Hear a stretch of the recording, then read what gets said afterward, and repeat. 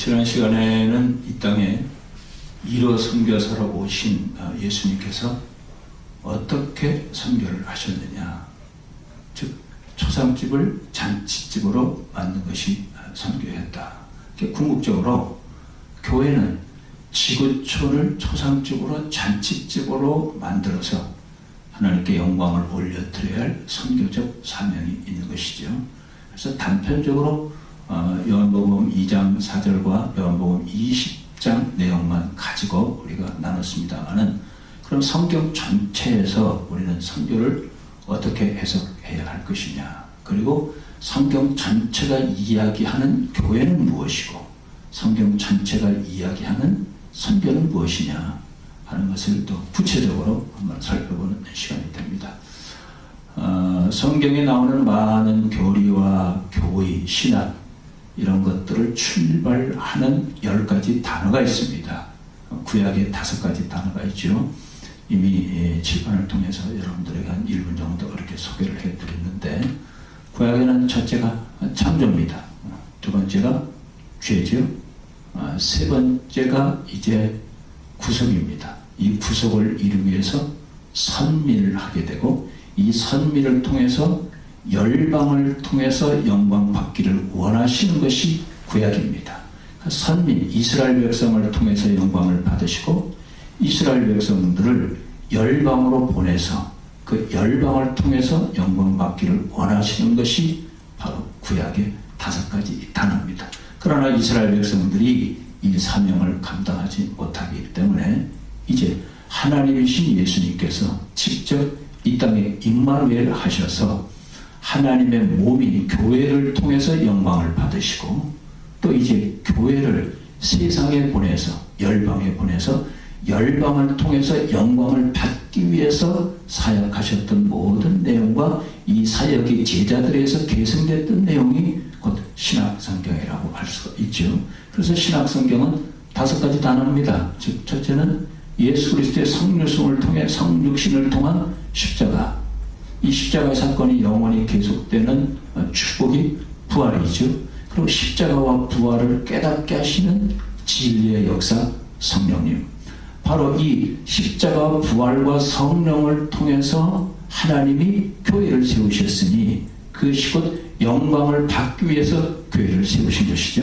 그러니까 교회 안에 그리스도가 있는 것이고, 교회 안에 선교사가 있는 것이고, 교회 안에 하나님의 사역자가 있습니다. 그러니까 이 교회가 해야 할 것은 역시 모든 열방 가운데 하나님의 복음을 위해서, 하나님의 영광을 위해서 수고하고 그 책임과 의무를 다하는 것이 교회의 사명이라 할 수가 있습니다. 그래서 이 10가지 단어는 그런 의미고, 그러면 다시 여기에서 교회에 대해서 또 좀 살펴본다고 하면은, 교회는 디모데전서 3장 15절에 말씀하셨던 것처럼 세상에서 진리를 세울 유일한 기둥과 터가 교회죠.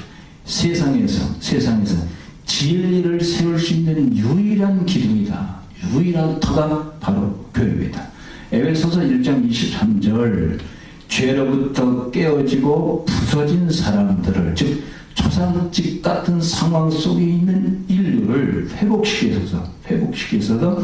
회복시키기 위해서 하나님께서 예수 그리스도를 통해서 성령을 통해서 세우신 유일한 기구가 곧 교회다.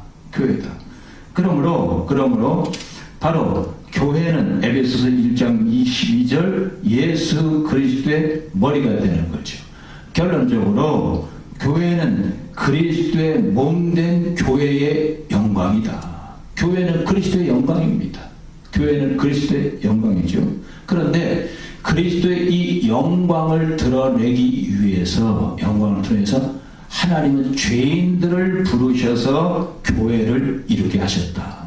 죄인들을 통해서 그들로 하여금 그리스도를 영접하고 하나님의 자녀가 되게 해서 영광을 받으시고, 또 그들로 하여금 세상에 가서 열방을 통해서 또 열방을 받기를 원하시는 하나님의 뜻이 곧 선교라고 할 수가 있습니다. 그래서 이 죄인된 우리가 하나님의 영광으로 기름 부음을 받았다고 하면은 이제 이 세상에 가서 세상의 모든 이런 것들을 영광으로 올려드려야 하는데, 어떻게 우리가 자기 자신도 다스리지 못하고 세상도 이기지 못하고 사탄도 이길 수 없는 우리가 어떻게 영광을 드러낼 수 있는 삶을 살 수 있느냐 하는 것이 바로 예수님의 삶을 본받아야 된다고 하는 것이죠.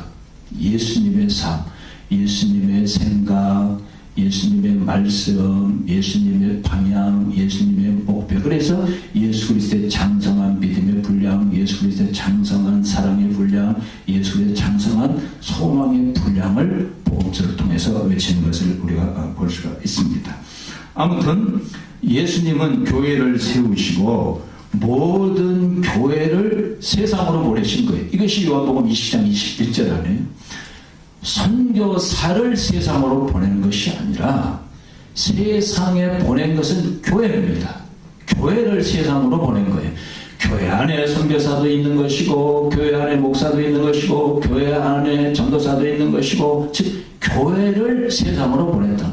그래서 교회와 선교는 동전의 앞뒤지면서 본질은 똑같습니다. 표현만 다를 뿐이지 교회의 본질은 똑같다. 이것을 인식하는 것이 곧 선교적 교회지요. 선교적 교회를 인식한 분이 목회하는 것이 곧 선교적 목회입니다. 우리는 선교적 목회를 해야 할 것이고, 선교사들은 목양적 선교를 해야 하죠. 그러니까 가장 중요한 것은 선교와 교회는 본질이다. 하나님께서 교회의 영광을 받으시기 위해서 십자가 부활과 성령을 통해서 교회를 세우셨고, 이제 그리스도인들을 통해서 영광을 받으시고, 하나님의 관심은 항상 교회와 세상이기 때문에, 교회와 열방이기 때문에 이스라엘 백성들이 품지 못했던 그 열방을 그리스도의 십자가 부활과 성령을 통해서 이제 우리가 그리스도인이 됐기 때문에 이제는 세상 속에서 하나님의 영광을 교회를 통해서 드러내라 하는 것이 교회의 본질입니다. 이것을 이해만 한다고 하면은 우리는 앞으로 어떻게 목회를 할 것인지, 어떻게 선교를 해야 할 것인지 하는 것을 잘 정리하게 될 것입니다. 그동안 대부분 많은 교회들이 선교를 교회의 한 기능이다 하는 이렇게 생각했던 경향이 없지 않습니다. 교회와 선교는 본질이다. 교회는 선교를 위해서 존재하고, 선교는 교회가 존재하는 이유다. 교회는 선교를 위해서 존재해야 되고, 선교는 교회가 존재하는 이유다. 그래서 선교하는 교회가 세상의 소망이 되는 거죠. 선교하는 교회가 세상의 빛이 되는 거죠. 선교하는 교회가 세상의 소금이 되는 거죠. 이런 성경적 관점에서 선교와 교회를 다시 한번 우리가 정리한 다음에, 그럼 어떻게 선교와 교회가 역사적으로 또 전략적으로 또 시대별로 또 지역별로 어떻게 전개돼서 이 사역을 했는지 살펴보는 것이 이제 우리 전체 12시간의 교육 과정이 되겠습니다. 선교의 3요소는 교회, 선교사, 선교지입니다. 교회에 대해서는 지금 살펴봤고, 이제 선교사에 대해서 살펴보도록 하겠습니다. 선교지에 대해서는 지역연구 1과 지역연구 2라고 하는 과목이 있기 때문에 그 과목에서 더 연구할 수 있는 시간이 있습니다. 선교사는 둘로 나눌 수가 있죠. 국내 선교사와 타문화권 선교사. 제가 알고 있는, 또 제가 판단하고 있는 어떤 선교적 관점에서는 세계에서 가장 좋은 선교 현장이 한국이다. 저는 이렇게 판단을 하고 있습니다. 왜냐하면 여기 지금 난민들이 5만 명 있어요. 이주민들이 한 250만 명 있습니다. 세터민들이 한 3만 7천 명 있습니다. 어디에 가든지 난민을 볼 수도 있고 세터민을 볼 수도 있고 또 이주민들을 만날 수가 있어요. 또 교회에 있는 많은 분들이 그분들과 접촉을 합니다. 또 그분들과 교제를 하고 그들과 함께 어떤 기업을 이루기도 하고 또 사업을 하기도 합니다. 가장 중요한 건 그래서 교회 안에 있는 이 선교 자원을 잘 훈련시켜서 그들을 국내 선교사로 파송을 시키는 거죠. 물론 담임 목사도 국내 선교사로 파송을 받을 수가 있습니다. 3년 전에 교단 총대 목사님들이 아주 위대한 결정을 해 주셨습니다.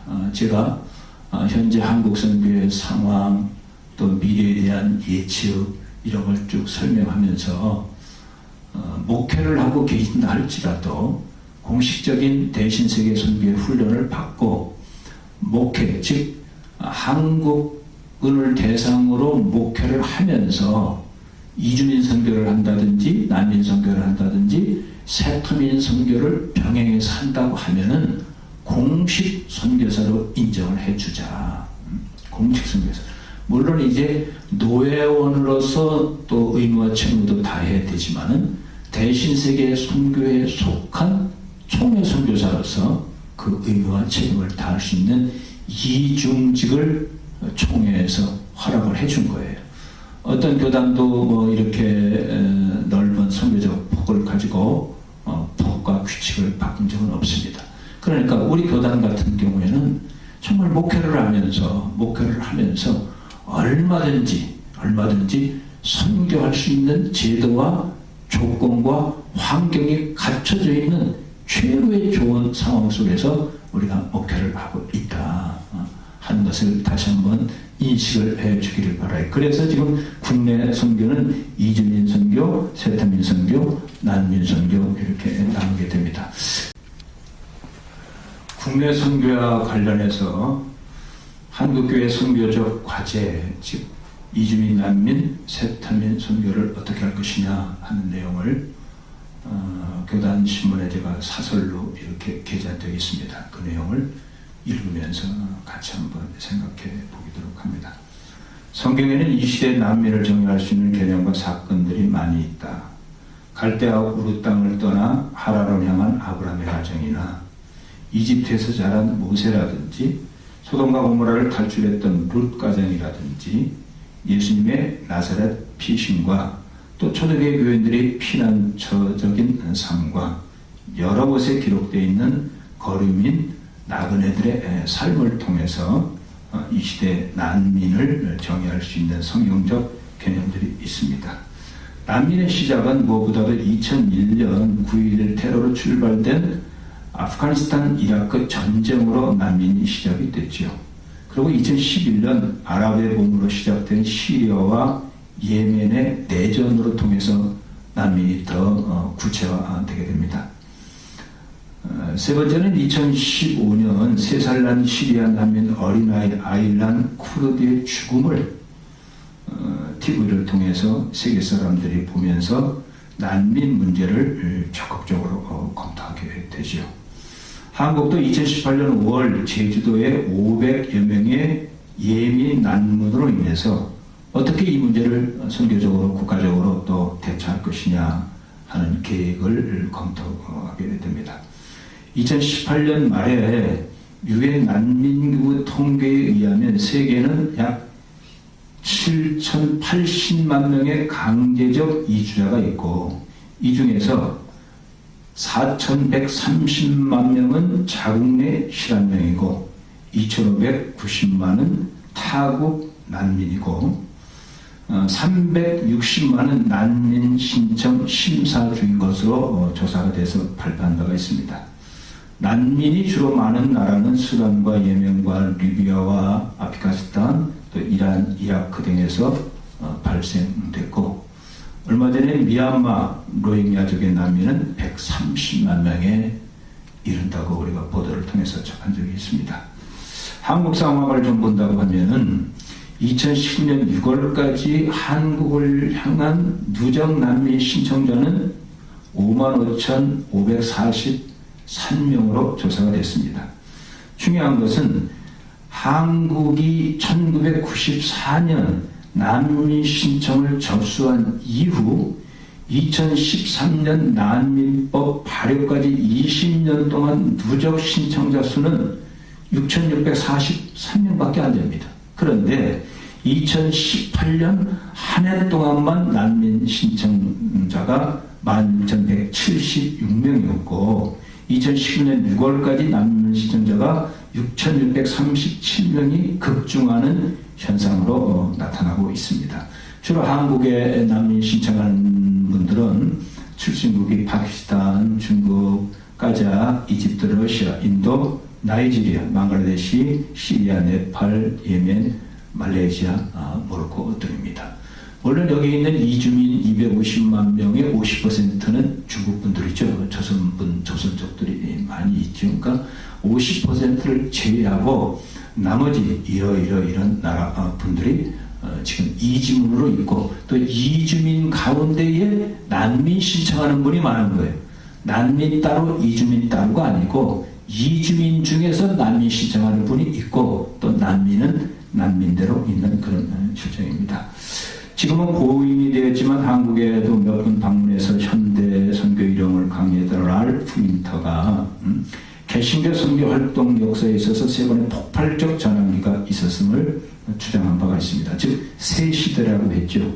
첫 번째 시대는 1792년부터 1910년까지 연안지역 선교 시대로서 윌리엄 캐리가 그리스도인들이 이교도의 회심을 위한 수단을 사용해야 할 의무에 대한 연구 논문을 발표하면서 이제 인도를 하게 되고 이 논문을 같이 또 들었고 또 이 뜻에 동의했던 분들이 런던 선교회를 설립을 하게 됩니다. 즉 최초로 선교단체가 만들어진 거죠.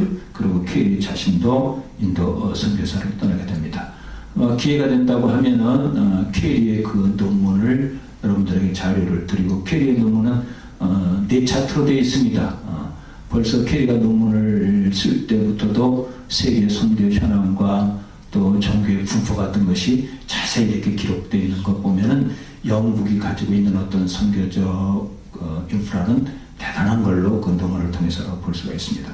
아무튼 캐리가 논문을 발표하고 인도로 선교사로 나가게 되죠.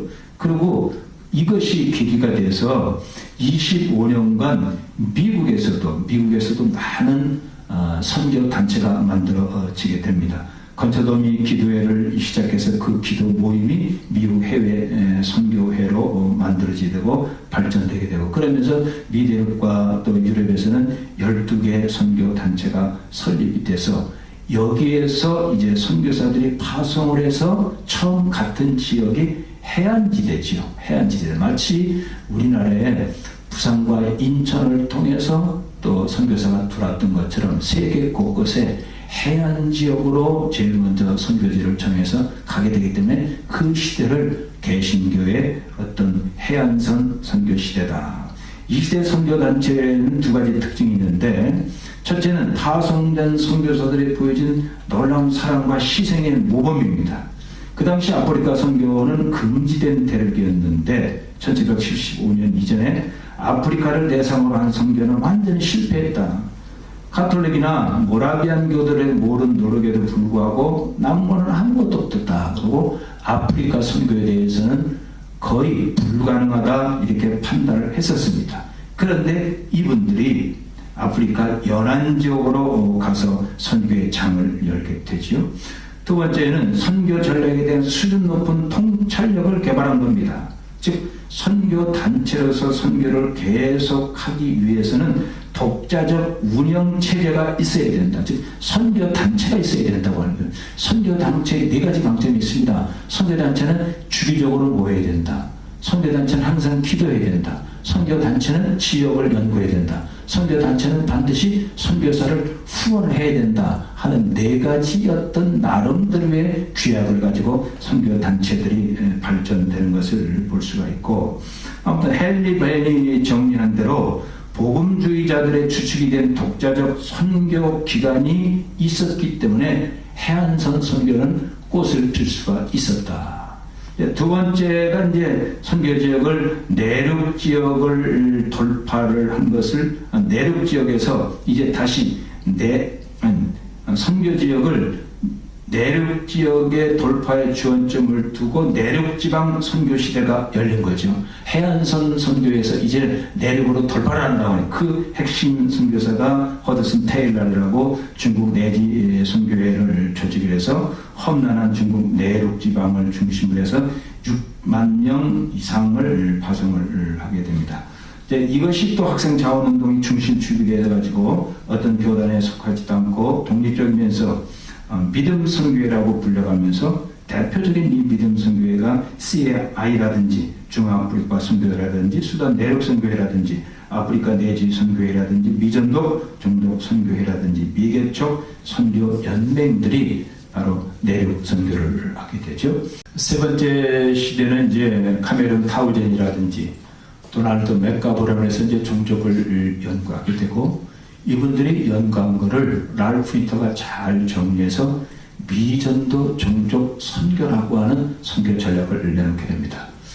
한국은 1993년도에 미전도 종족 선교 전략을 받아들이면서 입양과 또 리서치와 파송과 또 파송된 선교사에 의해서 교회개척과 제자훈련, 또 선교가 끝나면 다시 다른 지역으로 재배치하는 이런 모든 선교 전략들이 교회와 선교단체에서 구체화되고 실행이 되고 왔고, 또 지금도 한국은 어떻게 보면은 미전도 종족 선교를 하고 있다.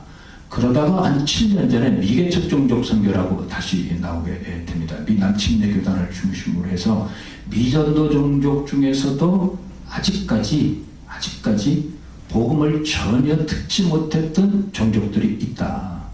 복음을 조금 들었다 할지라도 선교사에게 비전을 주지 않고 교회를 개척할 수가 없고 제자훈련을 시킬 수 없는 그런 종족들이 있다. 그래서 그거를 미개척 종족, 비접촉 종족 이렇게 표현을 하게 됩니다. 그러니까 미전도 종족 선교를 하면서 미개척 종족이 나온 거지요. 그래서 한국은 미전도 종족과 미개척 종족을 병행해서 나가다가 지금 다문화 시대를 맞이하면서 지금 바로 난민과 세터민과 또 이주문에 대한 이런 선교의 현장을 맞아들이게 된 거예요. 그래서 지금 바로 우리는 몇 가지 일을 해야 됩니다. 다문화권 선교도 해야 되고, 이 지역에 있는 이주민이라든지 난민이라든지 세터민 선교도 해야 되고, 이것이 바로 교회가 해야 할 일이다. 하나님의 영광을 위해서 교회를 세우셨고, 교회는 하나님의 영광이 되어야 되고, 영광의 도구가 된 교회는 이제 세상을 하나님의 영광으로 올려드려야 하기 때문에, 세상을 하나님의 영광으로 올려드리는 것은 바로 전도와 선교다. 그 현장에 가장 좋은 것이 한국이다. 한국에 좋은 선교 자원들이 있고 또 선교 대화장들이 있고 한국교회가 선교적 열정이 있기 때문에 마지막 시대에 이 일을 감당할 수 있는 교회는 한국교회다 하는 것이 우리에게 더 교회와 선교를 공부하는 중요한 어떤 목적이 되고 우리의 동기가 되게 될 것입니다. 아무튼 이렇게 해서 이제 어떤 선교사, 국내 선교를 이제 마치게 됐고, 그러면 국외 선교는 어떻게 할 것이냐? 국외 선교는 방금 설명한 대로 타문화권 선교인데 주로 미전도 종족 선교가 지금 진행되고 있죠. 선교사님들이 여러 가지 좀 어려움을 겪고 있어요. 지금 다양한 선교 자원들이 나오지 않습니까? 국내 선교도 해야 되고, 또 국외 선교도 해야 되고, 국내 자체도 어떤 전방개척적인 선교적 관점을 가지고 있기 때문에 교회에서는 후원을 하고 투자해야 할 대상들이 많아요. 그러다 보니까 아무래도 타문화권에서 선교하고 있는 선교사들에 대해서 후원 기반이 점점 약해지고 있는 현상을 우리는 보고 있습니다. 두 번째는 지금 한국도 그렇습니다만은 미국이나 캐나다 같은 경우 유럽 지역은 거의 평신도예요. 목사 선교사들은 그렇게 많지 않습니다. 한국도 마찬가지죠. PWM에서 발표한 바에 의하면 목사 선교사와 한국 선교사의 비율은 6대3입니다. 오히려 지금 평신도 선교사가 더 많죠. 그러다 보니까 선교 현장에서 평신도 선교사와 전문인 선교사와 목사 선교사에 대한 어떤 이해와 충돌 개념 이런 것이 조금 혼미한 건 사실입니다. 세 번째는 선교 위치에 대한 혼동이 오는 거지요. 지금 모든 것이 전방 개척 선교라고 하는데 한국도 선교 현장이라고 하는데 그리고 랄프 인터가 보고를 했던 것처럼 93%의 선교사님들이 이미 복음화된 지역에서 선교를 하고 있다. 물론 선교는 계속돼야 됩니다. 교회 개척과 제자 훈련은 계속돼서 그들을 이양할 때까지 선교 현장에서 선교는 계속돼야 되지만은 복음화된 지역에서 선교하고 계시는 분들은 갈등이 오는 거지요. 미전도정적으로 가야 할 것이고 비전적 종족에 대해서 선교를 해야 되는데 내가 지금 선교하는 이 위치가 정말 성경적이냐 하고 많은 갈등을 하게 되고 또 선교사를 파송한 단체나 교단도 이제는 전략적 배치를 요구하게 되고 또 전술적 배치를 요구하게 되고 많은 선교의 재배치를 요구하는 그런 움직임이 있기 때문에 사실은 선교사님들이 자기 선교 위치에 대해서 갈등이 있습니다. 또 하나는 정보 습득이 이제는 용이하다고 하는 거예요. 얼마 전만 하더라도 선교 현장에 대한 고급 정보라든지 탁월한 정보라든지 이런 것은 선교사들만 가지고 있었는데 이제는 구글을 통해서 아프리카 어디 지역이든지 많이 볼 수 있잖아요. 그리고 인터넷을 통해서 선교의 일반적인 정보를 다 가지고 있기 때문에 실제 지금 선교사들이 가지고 있는 어떤 고급 정보, 꼭 필요한 정보들이 일반화되고 있다. 이런 어떤 아픔이 있습니다. 그러나 분명한 것은 선교의 성패는 선교사에 있다. 선교의 선교사가 교회, 선교자들이 선교 사이에서 선교의 성패가 좌우됩니다. 물론 이 선교사라고 하는 것은 국내 선교사도 되고 타문화권 선교사도 됩니다. 그래서 국내 선교사가 되든 이주민 선교사가 되든 세트민 선교사가 되든 난민 선교사가 되든 타문화권 선교사가 되든 선교사는 네 가지의 분명한 어떤 의지가 있어야 됩니다. 첫째는 전문화되어야 된다고 하는 거예요. 자기 사역에 대해서 전문성이 있어야 돼요. 이 사역 분야는 나보다 더 탁월한 사람이 없다. 충분한 정보와 충분한 어떤 전략과 자기만 할 수 있는 독특한 어떤 전문화된 객관적으로 평가받을 수 있는 전문화된 어떤 선교 어떤 준비를 해야 할 것이고 그리고 특성화가 있어야 되겠죠. 이 지역에서는 이렇게 할 수밖에 없다. 이슬람 지역에서는 이렇게 할 수밖에 없다. 내가 있는 인도네시아에서는 내가 있는 키르기스탄에서는 내가 있는 공주에 있는 세트민에게는 내가 있는 광주에 있는 어떤 이주민에게는 이렇게 할 수밖에 없다면 그 고유의 어떤 특성화를 만들어야 합니다. 물론 객관 속의 특성화죠. 그리고 이제 이 선교는 국제화해야 됩니다. 국제적으로 인정을 받아야 되지요. 선교사의 3대 조건이 있습니다. 국제적으로 선교사하면 3대 조건을 갖춰야 돼요. 첫째는 파송교회가 있어야 됩니다. 두 번째는 선교 훈련을 받아야 되죠. 세 번째는 자기를 파송한 교회나 선교단체가 있어야 됩니다. 자기 사역지가 있어야 되고 선교훈련을 받아야 되고 파송한 교회가 있을 때 국제적으로 공인된 선교사라고 할 수가 있어요. 즉 국제적으로 공인된 선교사라고 하면은 전문화와 특성화를 통해서 자기 사역이 일반화되고 국제화돼서 함께 공유하면서 함께 자원을 동원시켜가면서 필요한 지역에 같이 사역할 수 있는 국제적인 어떤 감각, 국제화된 어떤 문서, 국제화된 아티클도 나와야 된다고 하는 거예요. 전문화, 특성화, 국제화 대단히 중요합니다만 그러면 가장 기본적인 아마추어 같은 순수한 열정이죠. 아마추어 같은 순수한 열정을 잃어버린다고 하면 영성을 잃어버린다고 하면은 전문화가 되고 특성화되고 국제화된다고 하더라도 거기에 하나님의 영광을 위한 도구로 사용되기에는 너무도 미흡한 점이 많죠. 성령의 기름 부으심과 성령의 역사하심과 성령의 인도하심이 아무래도 약하게 임재될 수밖에 없죠. 그래서 선교사들에게 가장 중요한 것은 영성이다. 어디에서 어느 곳에서 선교를 할지라도 그리스도를 향한 영성, 십자가를 향한 영성, 부활을 향한 영성, 또 성령의 인도함을 받고자 하는 영성, 이것이 우리가 늘 기도하고 준비됐다고 하면은 이 안에서 특성화되고 전문화되고 국제화돼서 어느 사역을 하든지 어느 곳에 있든지 열방을 열방을 영광의 빛으로 인도할 수 있는, 열방을 교회화할 수 있는 선교적 목회를 할 수 있고 목양적 선교를 할 수 있다고 하는 그런 결론을 들을 수가 있겠습니다.